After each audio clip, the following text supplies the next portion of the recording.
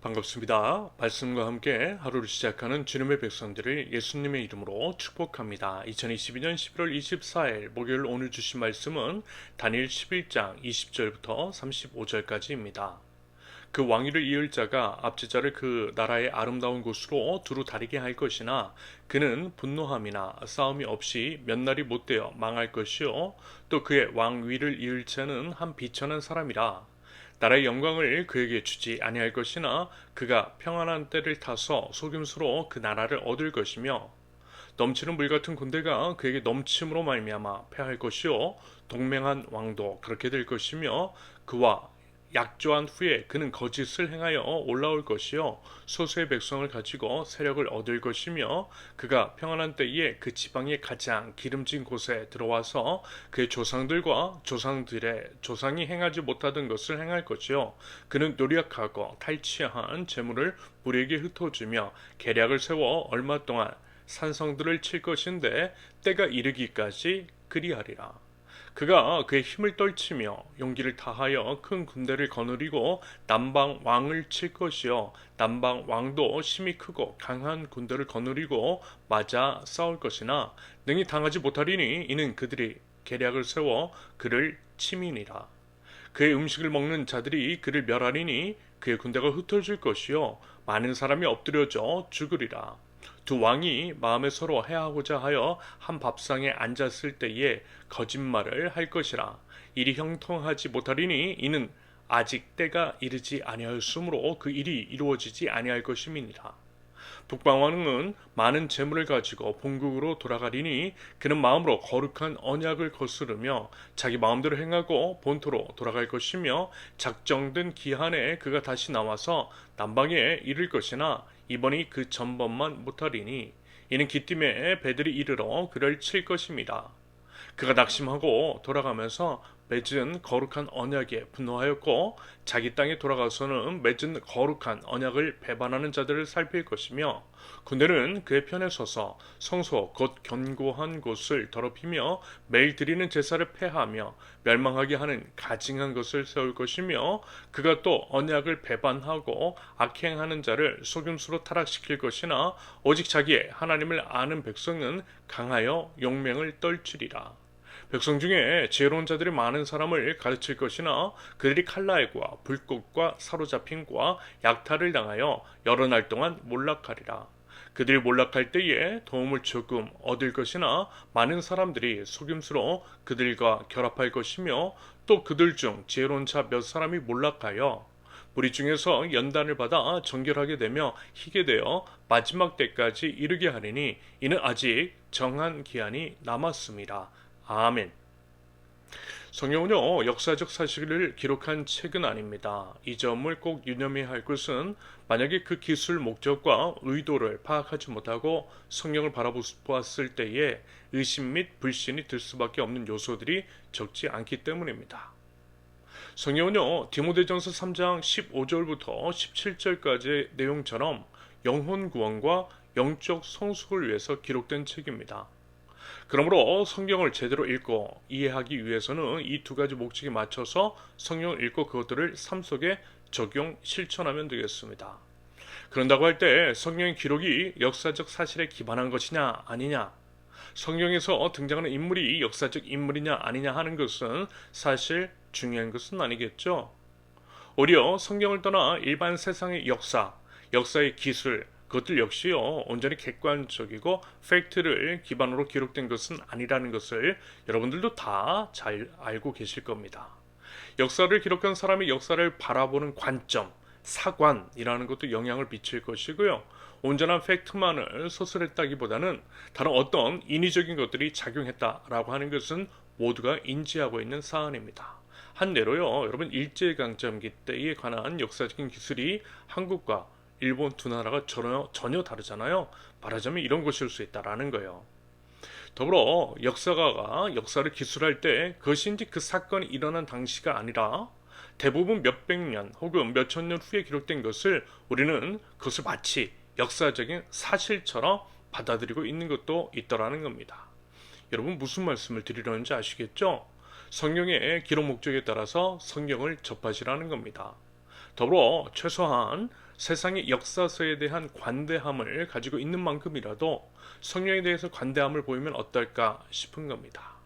자, 그럼 이러한 인식을 가지고 오늘 본문 그 외에 다른 부분들도 살펴보면 사실 어렵지 않게 성경을 적용 가능할 수 있습니다. 복잡해 보이는 면들, 예를 들면 비유와 상징이 풍부한 예언서를 바라볼 때에 그것이 무엇을 가리키고 그것이 구체적으로 어떤 역사적인 인물 혹은 사건을 말하는 것인지에 대해서 너무 집착할 필요는 없다라는 겁니다.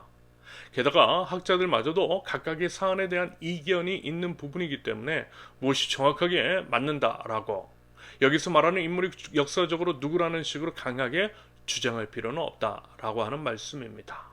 아무튼 오늘 본문에서도 인물이 등장하는데요. 참고로만 말씀을 드리면 20절은 셀레우코스 4세를, 21절은 안티오코스 4세 에피파네스를, 22절은 오니아스 3세를, 23절의 소수의 백성은 안티오코스 편에 선 유대 세력을 가리킨다라고 하는 학자들이 있습니다. 여러분 딱 이 정도만 아셔도 되고요. 그 외에 역사적 사건에 대해 흥미가 있는 분들은 개인적으로 그 당시의 역사적인 기술을 찾아서 연구해 보셔도 되겠습니다. 지금은요, 우리 신앙인의 관점에서만 성경을 해석하고 적용하는데 초점을 맞추고자 합니다.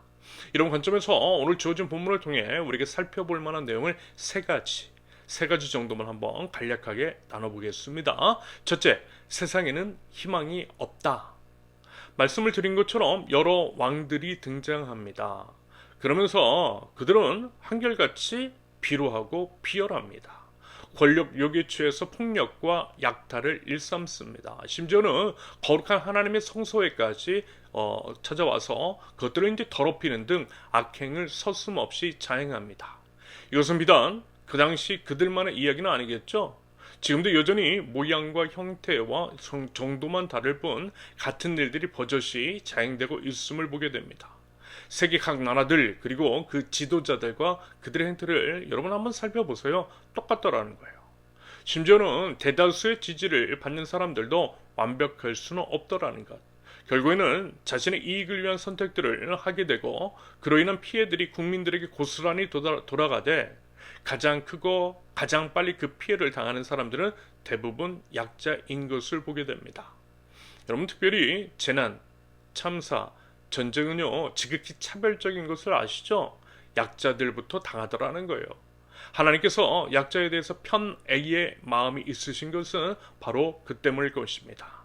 약자들이 가장 먼저 고통을 당하되 정말 가장 힘들기 때문인 겁니다. 아무튼 이 모든 것은 결국 인간의 죄성 때문이죠. 인간의 본질이 그러하다라는 거예요. 그러므로 인간을 의지할 때에 결국 죄로 인해서 모두가 망할 수밖에 없다라는 것이고요. 세상에는 희망이 없다라는 것을 다시 한번 확인하게 됩니다. 여러분 지금 한국 사회만 해도 그렇지 않습니까? 정권을 심판한다라고 해서 뽑아놓았더니 여러분 어떻습니까? 여러분 세상에는 희망 없어요. 오직 주님만이 희망이십니다. 이 부분을 명심하실 수 있기를 바랍니다. 둘째, 하나님의 때가 있다. 24절에서도 그렇고 27절에서도 그렇고 타이밍에 대해서 말씀하고 있어요. 때가 있다라는 거죠. 각각의 때가 이를 때까지 혹은 때가 이르지 않았기 때문에 아직이라고 하는 것. 그러면요, 여러분 이 안에 담긴 의미가 과연 무엇일까요? 여러분 사람이 때를 좌지우지할 수 없습니다. 때라고 하는 것, 시간이라고 하는 것, 그것은요 온전히 온 우주의 왕, 역사의 주관자이신 하나님의 소유입니다. 그러므로 하나님의 때라고 하는 것이 있고 그것들을 분별할 줄 알아야 한다라고 하는 말씀이겠죠.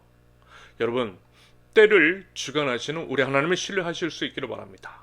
사람이 아무리 많은 계획을 세워도 우리 하나님의 뜻만이 온전히 서게 됨을 여러분 살면서 다들 경험해 보지 않았습니까? 부디 하나님께 굴복하고 순종할 수 있기를 바랍니다. 그것이 지혜라는 거예요.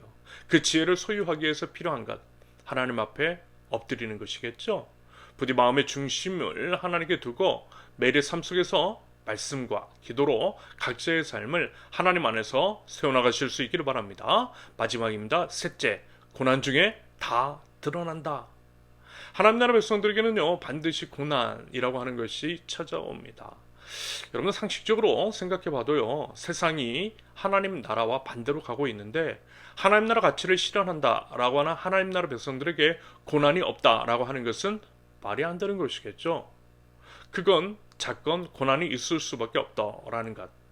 29절부터 제시된 그런 것과 같은 고난은 아니라 할지라도 고난은 있을 수밖에 없습니다. 그런데요, 고난에 대한 반응은 다 달라요. 32절부터의 기록처럼 생명 걸고 고난에 맞서며 신앙의 정결을 지키는 사람이 있는가 하면 변절하는 사람도 있더라는 것.